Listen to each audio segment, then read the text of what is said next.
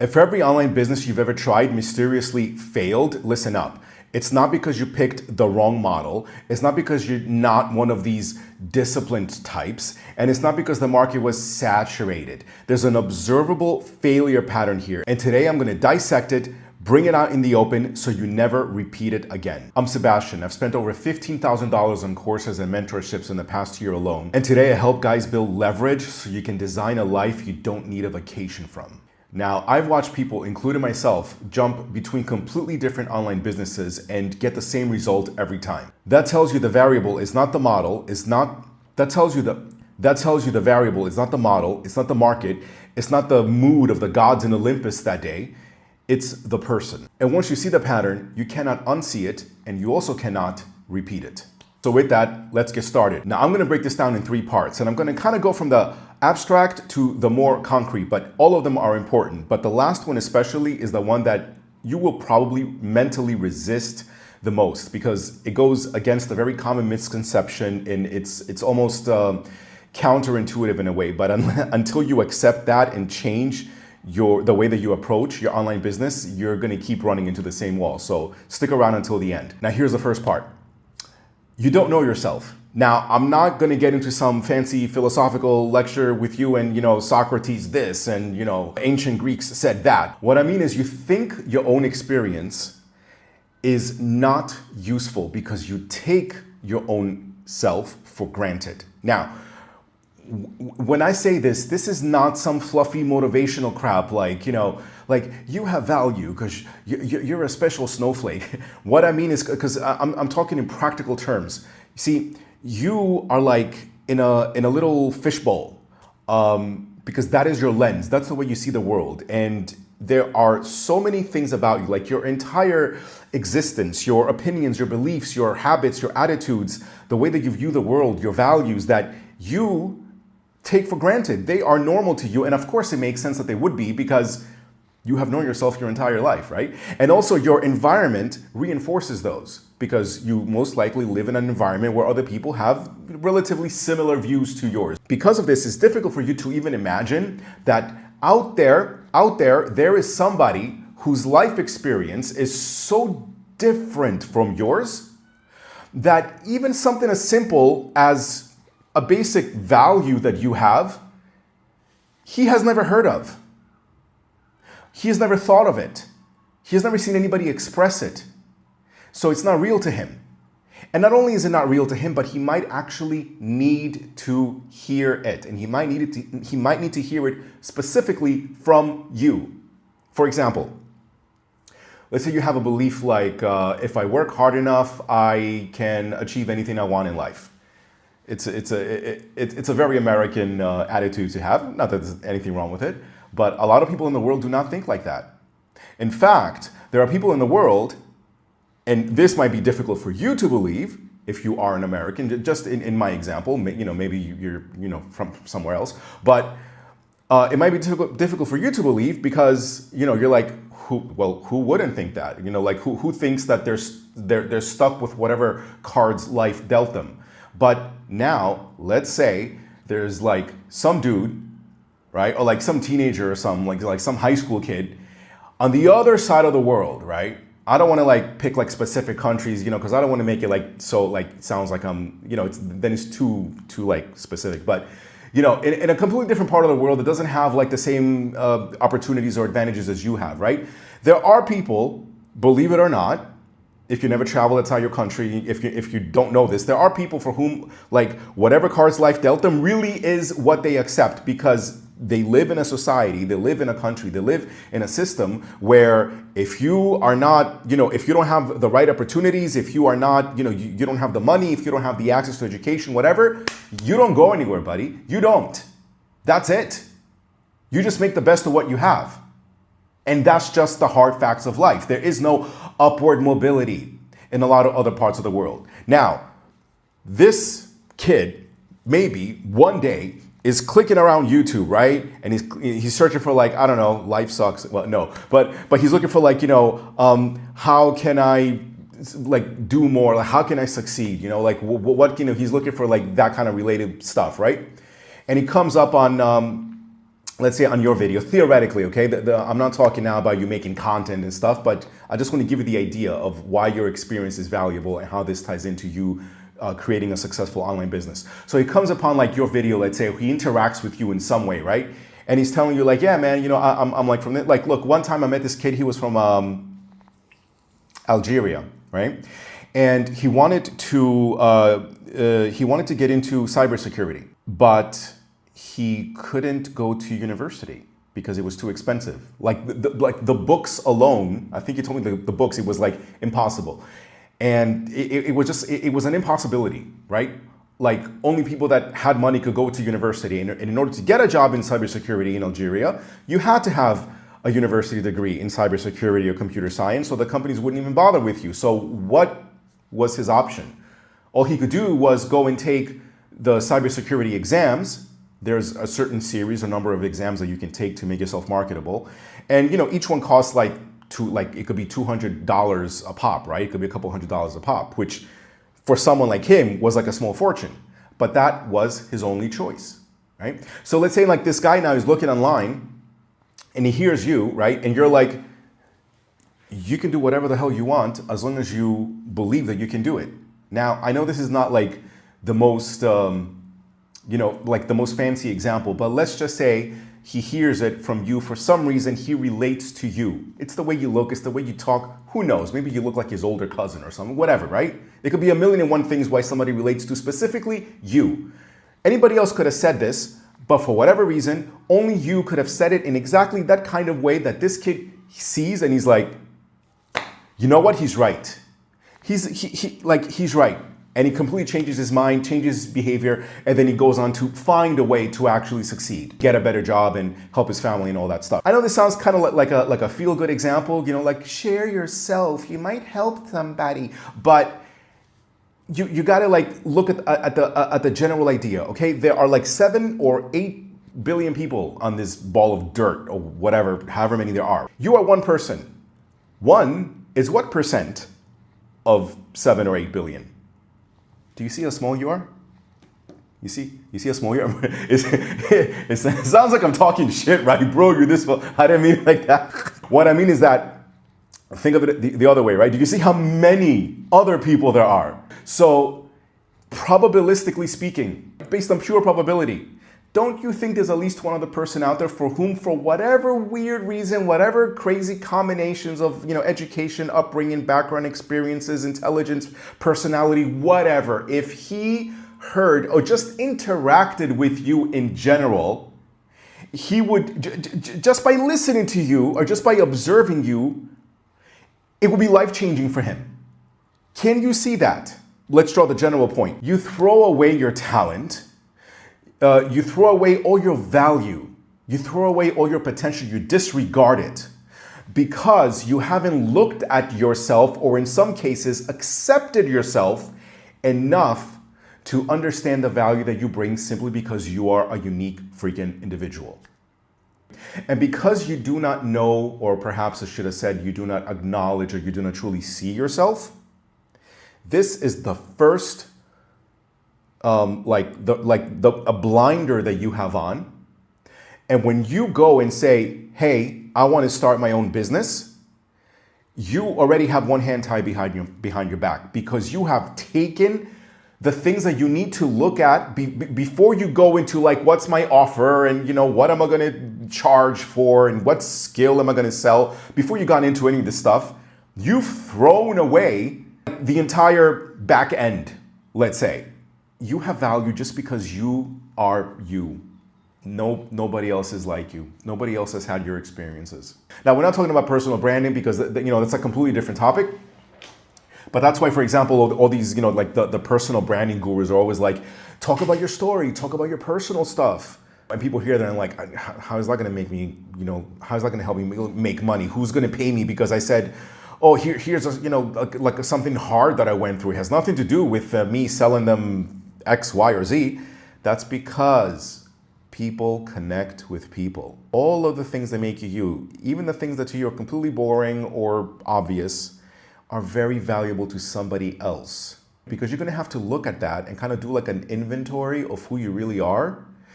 before you choose the business that you're going to go into. Because without that, forget it. You're climbing up the wrong tree. The second thing, and you're probably not going to like this one, but it's not personal. And let me explain. The second reason why every business you've ever started, every online business you started failed is because you don't take it seriously. When there's no stakes in something, our nervous system doesn't register it because nothing has happened to place importance on it. There's no risk involved in whether it succeeds or doesn't. Your lizard brain or whatever, your limbic brain says, this is not necessary for survival, so we don't really need to put pressure on ourselves. And if you got a 9 to 5, and you're comfortable already, even if you hate the 9 to 5, that part of your mind is going to play, those tricks on you. So let me give you an example.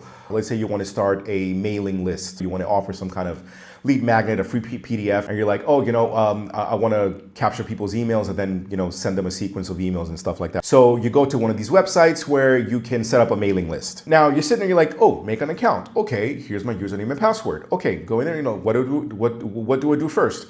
Set up my automation. Okay, set up my first email campaign, blah, blah, blah. You're doing some kind of task, but you're doing this stuff, but see, in your mind, consciously you're saying, this is important because I want to make money, so I'm going to set up a mailing list and start my online business. But emotionally, in your gut, you're not feeling anything. You don't feel the importance. Your nervous system doesn't register the importance because to your nervous system, this is just like, we're clicking stuff online. Oh, we're playing with buttons. Oh, we're just fooling around. Yeah, whatever. If this doesn't work, so what? Just click this, click that. Yeah, sure, whatever, accept, save, yeah. So what happens is that you run into a little bit of difficulty. You're trying to do a test to see if the first email sends out and it doesn't send out. And you're like, why doesn't it work? I looked at every option. Now I got to go look it up. So you look through tutorials, but then it's like you spent 2 hours on it already and it's time to go to bed. Or the girlfriend is like, come watch Netflix or whatever. And you're like, all right, I'll pick it up tomorrow. I've done enough today. And then the next day you kind of, it just kind of fizzles out. And before you know it, you're doing something different. The reason this happens is we don't have stakes in it. Think about your job. Think about a task you have at work. Would you ever say, I didn't finish this report today, so I'll do it later. And then the next day you're like, okay, well, let me do this first and then forget about it? No, you'd never do that. And it's not because the boss is going to tell you something. It's not just about that. It's that in your system, you understand your survival depends on it. That's the point. Now, the general takeaway from this is that people who succeed in online business, they take this as serious as you do your day job. So you got to get into that state of mind. Another thing tripping us up is that our whole lives, we have treated the internet as entertainment, whether we like it or not. Entertainment / research. The way I like to think of it is that you take your swipes and clicks for granted. It's like swipe this, click that, check this out, close this, because it got boring, open this. But when you sit down to accomplish a task now, you got to get that in your head. This must get done. This is serious. This is not fooling around with some buttons and options and, forms and websites. So you got to give it that gravity, because without that, until it's become important, you're going to treat it subconsciously as playing around. Now, one way to do this that I would recommend is imagine that you were actually making money from this. Like you set up a mailing list. Imagine you knew 100%, for every 100 people that sign up to this list, I'm going to make $5,000, $6,000. Like you knew that with certainty. Would you be taking it lightly? Why that first email test isn't working? Would you say, I'll try it later, I'll look up a tutorial, whatever? If you knew there were results tied to it, that's how you made money. Because that is the reality. If you stick with it long enough, you just haven't made the money yet. So you need to start treating it important now. And that brings us to the third point, which I said you're probably going to resist. And I resisted this for a really long time. And if I hadn't, I wouldn't have spent half as much time or money or energy, and I wouldn't have gone through so much frustration and pain and self-doubt if I had just stopped fighting this. The third reason is that you are chasing what I call degenerate businesses. You're looking for the business model that makes money. And when you do that, when you approach it from that angle, when you ask that question, you're already going down the wrong path, which puts you right in the sights of every guru, every charlatan, every shyster on there ready to sell you some garbage. These are all the hustle bros, all the lead gen bros, all the, all the cold email whizzes and all of these little charlatans. And they're looking for people exactly like you who have no idea what they're doing. And their idea of starting an online business is, what makes money? I guess I'll do that. So what happens is you pay a bunch of money and you try to do this, that, and the other. And then the going gets rough, like it always does, as you know, with any business. And when it does, you deflate and you give up. Why? Because you don't care. And it's fine. You're not supposed to care because you pick something that is not important to you in the first place. But then you take it personally and you say, oh, see, just more proof that I'm just not one of these people that has what it takes. Because if I were, I'll be printing money, bro. I'll be making $100,000 a month like the guy that sold me this course. The guy that sold you this course is already doing something he actually cares about. Some people are just like that. They are naturally, their personalities that are naturally drawn to, whatever it is, like, lead generation or sales or, whatever, automation or all of this stuff. They just naturally enjoy it. Maybe you don't. Maybe you're like me and you're like, this is some soulless garbage.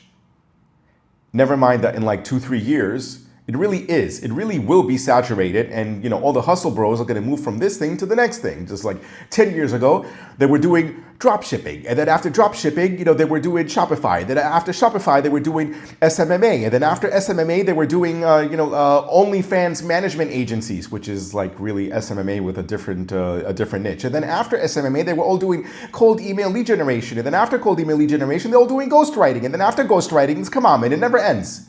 It never ends. Now they're all doing like AI automation, all this garbage. These people are borderline crooks, bro. And you are falling right for it because you're sitting there asking the wrong fucking question. What makes money? Let's get to the right question. What do I care about? Now, see, I can see the resistance there because you're like, bro, who cares what I care about? Man, what I care about is not going to make money, Like, I care about, like, some stuff. It's like, who's going to pay for that? I care about, but I don't know. Like, I care about, like, getting, I can't think of a good example. I'm going to use myself as an example. I care about designing an elite lifestyle. I mean, that is my obsession. That's what I think about all the time. That is what I want to decode. I want to, like, how do you do that? How? All of these things out there, they sell you one part of the solution, like a fitness bro. Here are the 3 exercises you to blow up your biceps so you can be like me. Okay, great. It's great to be in shape, but then what? So if you have the money, but you're still stuck in a shitty 9-to-5 and you're collapsing Western country, so what? Gym's not going to save you, but it doesn't mean you shouldn't be in shape. So that means that's only one part of it. Then you got the other guy, right? Of course, teach you how to make money. Okay, you make money, but you're fat. And your brain is all messed up because you're carrying all of this like toxic Western indoctrination in your mind, and you're still stuck in your collapsing Western country, but now you think you made it because you're still a mental prisoner. You just have money. So that doesn't work. But you do need money, so that must also be part of the equation, right? And then the third part is like, well, maybe you should leave your collapsing Western nation and go to a place where you are treated better, and where you can continue to build, and where you can meet like other motivated people like you, because the killers are not they're not sitting like in Germany, not sitting up in Denmark, that they're not in the UK. Hell, everybody's fleeing from the UK. Those people have all left. You're going to find them in Bangkok, in Bali. You're going to find them in Vietnam. Some may be in Shanghai, or others are in South America. That's where the builders are. That's where those like entrepreneurs are, like the guys that get up in the morning to go to the gym, to that are into self-improvement, that read books, that work on their businesses, that network with each other, that want to build like these communities that raise everybody up. Like these guys, like you're not gonna find them at the water cooler chatting with freaking, Joe from accounting, who's been a good boy all his life, walked around with his head down, and he's doing everything right, and nobody's gonna bother him because he follows the rules. Now, I've gone off into a freaking tangent. The point is, this is what I care about. How do you do that? You want to get fit, you want to make money, you want to move out of your country, and then you want to continue to build and create a network and have all the things you want. You want to live where you want. You want to meet the people that you want to meet. How do you do that? That to me is an elite lifestyle. When I first thought about this, and I've been working on this concept for like a year and a half now, my buddy David, Kiwi Power, he's been listening to me rant about this crap like for like a year and a half, bro. Just like endless voice message, And then what I think, I seriously think like, the important thing here is when I first thought about this, I was like, who's gonna listen to this? Who's gonna listen to this? Because I thought like, I gotta be the guy with the 6-pack, making $100,000 a month, living in a luxury penthouse in Bangkok with like 4 girls behind me. Otherwise, who the hell cares? That's what I care about. So now I finally accepted it. I stopped wasting money on crap that just doesn't reflect who I am and what I'm passionate about, what my interests are. And I'm focusing on helping people that are like, 1 or 2 steps behind me. I'm helping the old me. I'm helping the me that was in New York City X number of years ago before I came to China. I'm still on the path. I'm still on the journey. Like I'm 25 kg down, bless. I still got more kg to go, and I'm going to get rid of that by summer. I still have certain, financial goals to hit. I'm abroad, awesome. I'm not in my ideal location. That still needs, improvement, let's say. But I can definitely help that version of me that was sitting there stuck all those years ago, watching other guys live their life on YouTube and thinking to himself, I'm never going to get there. I have no idea how, I can't. How? Just not going to happen for me. And that means that I will never quit because I'm not chasing a degenerate business. See, Hamza, he gets this on point. He's absolutely right about this. I think he calls it a soul business. You want something that fills your damn soul, man. So stop fighting it. Get rid of this what makes money garbage and start talking about what do I really care about? What is the one change that I think the world needs now? Right now. So to wrap it up, you need to get into a business that aligns with who you are, with what you care about, with what your mission is. Because if you don't, once it hits the wall, which again, every normal business hits a point where just nothing is happening. It doesn't look like it's working. Once the initial momentum and the dopamine wear off, and this is what's going to keep you going. Otherwise, you're going to quit. And if you're still clinging to the old idea, you're like, if you're listening to me thinking, yeah, bro, I care about stuff, but it's not going to make money as easily as this business model would, because it's all about the money. If I make the money, I'll be happy. Then I'm telling you right now, keep trying it. Because guess what? Money is not a human motivator. It's not. Unless you're a freaking psychopath, like a legitimate psychopath, like no function in the amygdala part of the brain, money is not a motivator. We are not built that way. You gotta understand it because you're fighting your own human nature. Money didn't even exist until like however many centuries ago. People would just kind of barter stuff. It would just exchange value for value. Money came around as a matter of convenience, and then, well, money is a means to an end. What you want is the experiences and or the feeling that money can help you get. And what your soul craves, what it needs, what it requires is fulfillment. It's self-actualization. It's you becoming the best version of yourself and then eventually getting up to a level so, high or a certain level where you can turn around and help others. This is not some altruistic nonsense. It's human freaking nature. Listen, I'm the most cynical motherfucker you'll ever see. I'm like jaded, I'm hypercritical. If I'm telling you this, like if I've come to this conclusion, It's just how it is. It's just too bad that it took me so long to, to develop I'm not going to call myself wise, but, it took me so long to learn a little something about life. So I'm really hoping, like I'm trying to pummel this, so it will save you the time. Stop chasing what makes money.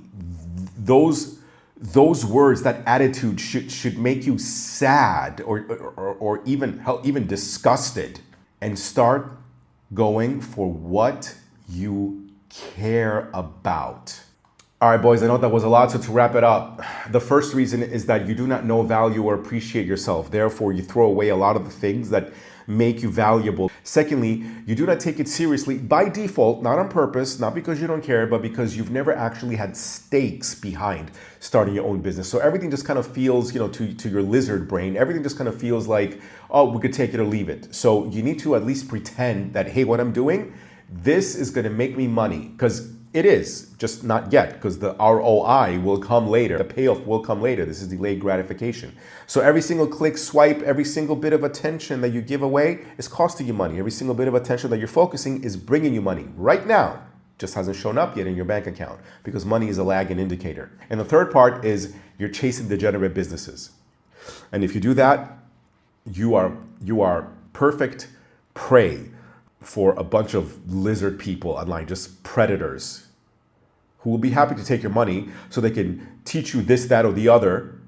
And then if it fails, they say, oh, well, you didn't try hard enough. Get out of that mind frame and start asking instead, what do I care about? What am I passionate about? What do I obsess about? What is the one change that I think the world needs now? If I could sit down and write 100 pages nonstop, like manically, just write, my manifesto about something that I think the world needs to change right now, what would that be? And focus on that. That is where the money's going to come from.